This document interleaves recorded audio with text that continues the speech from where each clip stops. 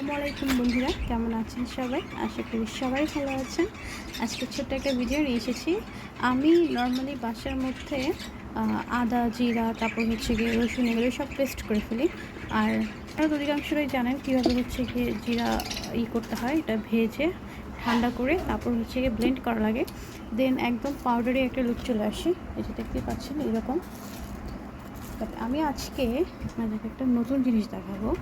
সেটা হচ্ছে গরম মশলা সংরক্ষণ করার পদ্ধতি।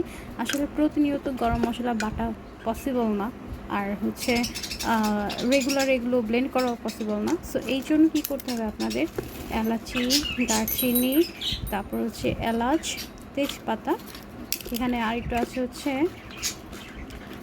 গোলমরিচ, হ্যাঁ, এগুলো সব হালকা ভাজবেন। দেখেন আপনারা দেখতে পাচ্ছেন খুব বেশি ভাজা হয়নি, কিন্তু এটা হালকা ভেজে তারপর একটু ঠান্ডা করে নেবেন। দেন এটা ব্লেন্ড করবেন, ঠিক আছে? এটা ব্লেন্ড করলে হবে কি, আপনি যেই কয়দিন রাখতে চান সেটা আপনি রাখতে পারবেন। আরেকটা হচ্ছে আপনি আপনার পছন্দ মতোভাবে ব্লেন্ড করবেন। হয় না, অনেকে বেশি পাউডারি লুক পছন্দ করে, আবার অনেকে হচ্ছে হালকা দানা দানা পছন্দ করে। সো এটা আপনার উপর ডিপেন্ড করে আপনি কিভাবে রাখবেন। হ্যাঁ, আমি দেখাচ্ছি আমি হচ্ছে টোটালি পাউডার লুকটা যেটা মিহি এইভাবে পছন্দ করি আসলে। সো কিছু তো একটু দানা দানা থাকে, কারণ এগুলো তো সম্পূর্ণ ব্লেন্ড হয় না।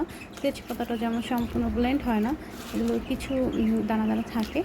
এই পদ্ধতিতে আপনি রোস্টের মশলা, তারপর হচ্ছে গরুর মাংসের জন্য রান্না করতে পারবেন। আর মিট যেই মানে আইটেমগুলো, সেগুলোতে আপনি এটা দিতে পারবেন। হ্যাঁ, আপনাদের ইজি হবে আর কি।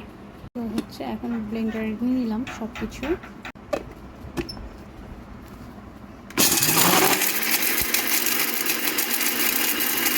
থেকে শেষের দিকে এই দেখেন কী পরিমাণ মিহি হয়ে গেছে, দেখতে পাচ্ছেন?